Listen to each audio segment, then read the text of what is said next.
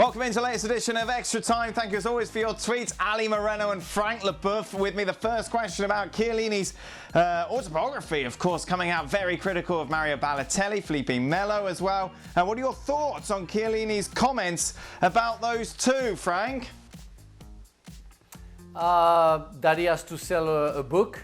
So you need to put something inside to make sure that you're going to trash people, that are going to be interesting for readers. Otherwise, I don't understand. When I don't like somebody, I ignore him.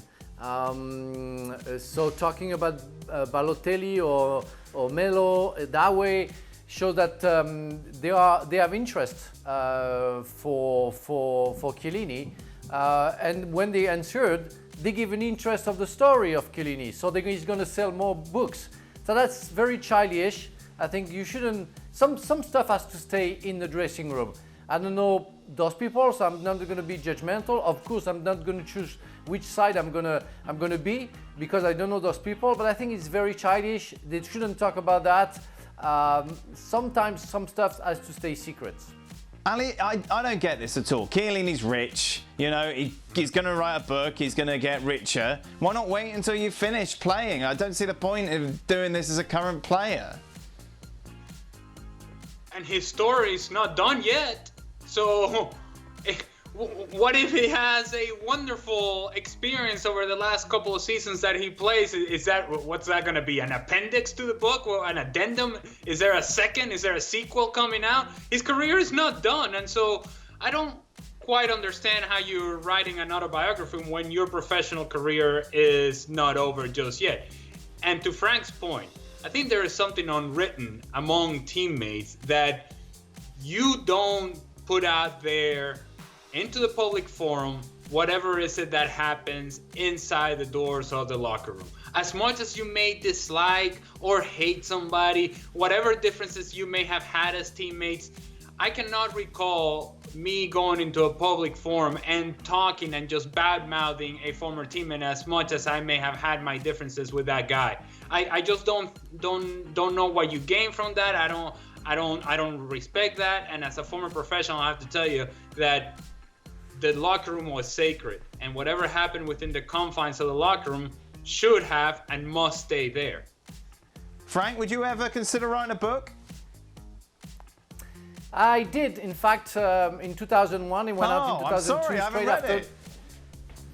Yeah, no, but it's very useless, Nothing in that book is what I really am now, is who I was before, but I think I changed dramatically my way of life and the way I think about life as well. So when I read that like 3 years ago and I said, oh my God, why did I say those stuff? So it was asked by an editor, and of course I got quite lots of money about that, but I'm not proud of it. So because as Ali said, I wasn't at the end of my career.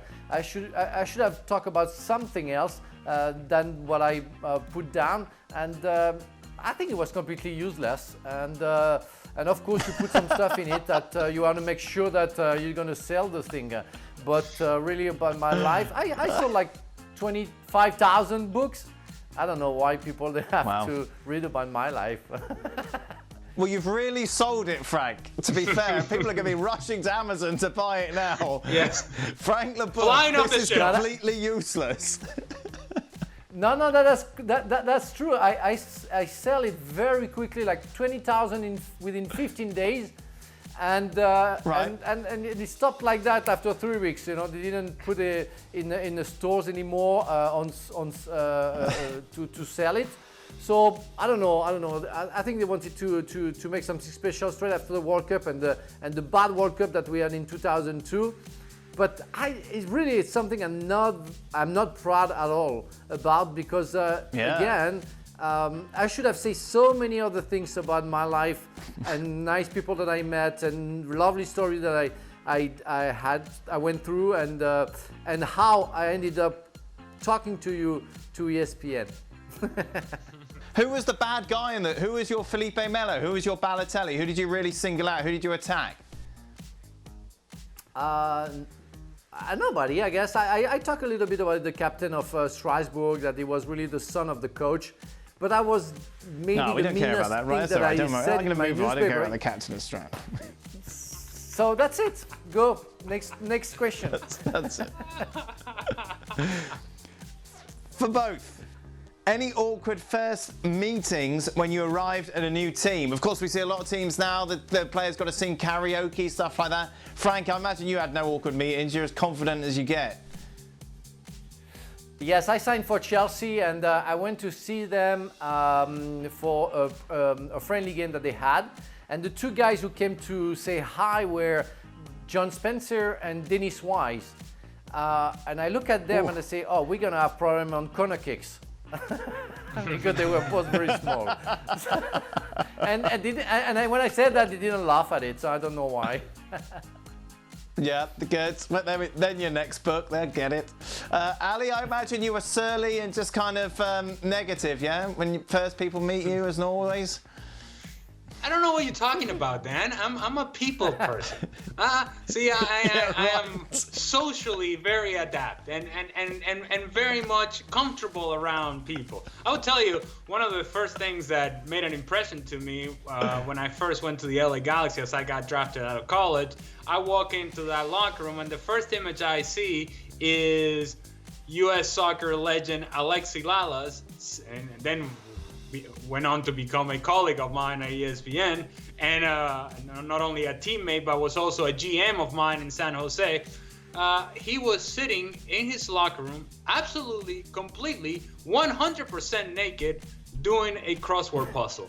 And at that point, I said, hey. Well, I wasn't planning on saying hi, but most certainly, 100%, I am not saying hi now. I'm just going to go sit in my locker over there. If you only could see us all now below the camera.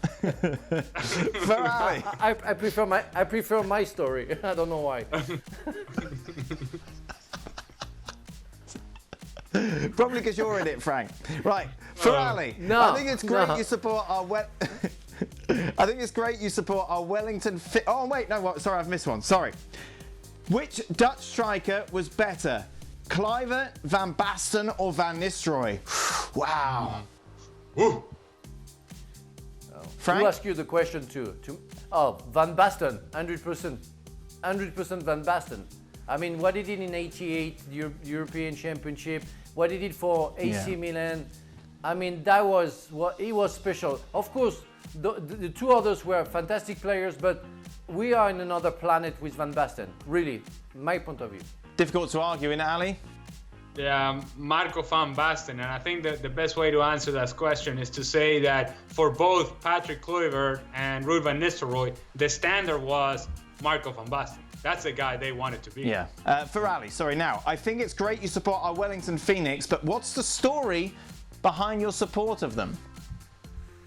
Well, it's very simple. We were covering the Mexican national team leading up to the 2014 World Cup in Brazil, and they had to go play a playoff matchup against New Zealand. And so they played the first leg in Mexico City, and then we flew over to Wellington for a game at Westpac Stadium where my Wellington Phoenix played. And so, well, that's the only team in the A-League that I'm close to, I suppose. And so therefore, I adopted the Wellington Phoenix as my team in the A-League. And simple as that. I have their jersey and I saw where they played and I called a game there. And so Wellington became a special place because let me tell you, it takes a long time to get out to Wellington. So if you're going to go there, you might as well love it.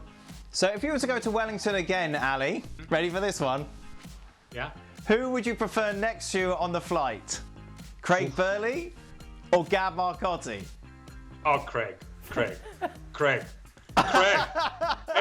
Craig, I love you, Craig. Craig, my heart is with you, Craig. It doesn't matter where we go. I'm going with Craig instead of Marcotti anywhere in the world. Plus, there's a chance, hey, by the way, there's also a chance that Alexi Lalas. that Craig drinks himself into a stupor and passes out, and so we're really not going to have to interact much during the flight. There is a very good chance that he passes out halfway through it. Gab would tell you the history of Wellington, where it was established, the name of the mayor. Oh, no, Gab. No, Gab. Frank, Okay, here we go then. Yeah. Who would be in your ultimate Chelsea five-a-side team from the players that you played with? So you must have played with them. Do I have to include myself or no? No, you're Dimitri not. Karin. No, you're not in there. Okay. Dimitri Karin in goal. Okay. Marcel Desailly and Ruud Gullit at the back. Gianfranco Zola in the middle, and Torre Andre Flo at front. You can't even imagine how technical Torre Andre Flo could have been. He's an amazing player. So yeah, I think I can win lots of tournaments with those guys. Very nice, Frank. I think you got one more, haven't you? The goalkeeper doesn't count. Oh, okay. So one more. Mark Hughes. Mark Hughes was he's my favorite player. Oh, I love Mark Hughes. Mark Hughes, you put him, he can keep the ball for like 2 minutes, and you can see players falling apart, alongside him, and he still have the ball. I mean, that guy has calves that I have never seen calves like that. He's been so strong. He was such a relief when I was playing at the back. When I wanted to put all my team up, he could keep the ball for like 30 seconds. And one of the best players that I ever played with. Mark Hughes, one of your favourite players, but still 5th on the list. Yes, because a five-a-side game is very technical. You need good defenders, so Marcel Desailly and Ruud Gullit, and you need a little touch of finesse with Zola and big technique at front. Mark Hughes. Would the captain of Strasbourg been in there? No, of course not. I tell you who else is not in there. Craig Burley's not in there. Craig Burley's not in there. No, that's true. Controversy. No. Yes, I know. I'm sorry, Craig, but he's the love of Ali. He cannot be my love as well. There would be. Yeah, he's flying to Wellington with Ali on a romantic trip to New Zealand. He cannot be everywhere. Frank, who is better, Lilian Thuram or Alessandro Nesta? Ooh.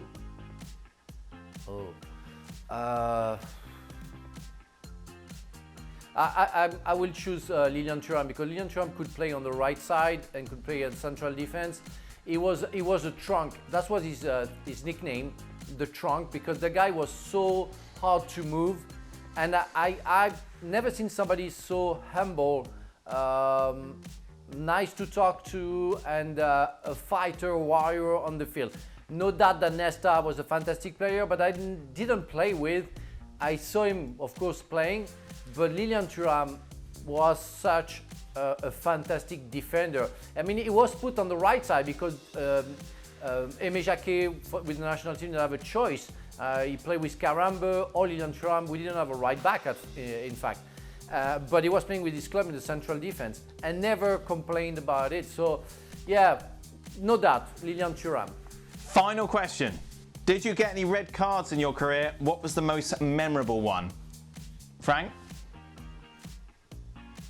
The one against Harry Kewell against Leeds at Stamford Bridge. I got a yellow card, and I got another yellow card where I tackled, but I didn't touch him, and he was on the floor, pretending that he was almost dying. And I love Harry Kewell, and we talked since, but that day I hated him so much that the ref gave me a yellow card, therefore a yellow card, therefore a red card. I got up and I stamped on Harry Kewell, my foot on his foot, and I said, "No, I know why you are complaining." And they wanted to give me 10 games and a fine of £20,000. And I showed the video that I did nothing. So they gave me 4 games for my behavior, and I'm very sorry about that because it's not an example. But I was so mad at Harry Kewell at the time because I didn't touch him. How much was your fine? Nothing. They gave me nothing. They gave me only 4 games ban. That's it. Oh, a little holiday. Perfect. Yes. Ali, did you ever get sent off? I did, on 2 yellow cards, and none of which were worthy of a yellow card, so much so that my fine was also rescinded. However, my 1-game suspension was upheld. Now, I have to tell you that the fine that was rescinded was nowhere near £20,000. It may have been a little bit less than that. Oh, man. A little bit. That is it. Thank you very much, guys. Much appreciated. Go on to Amazon. Read Frank's book. It's brilliant, apparently. Really, really terrible. It's horrendous. Well, thank you very much for watching ESPN on YouTube. For more sports highlights and analysis, be sure to download the ESPN app. And for live streaming, premium content, and let's not forget as well, ESPN FC 7 days a week, subscribe to ESPN+.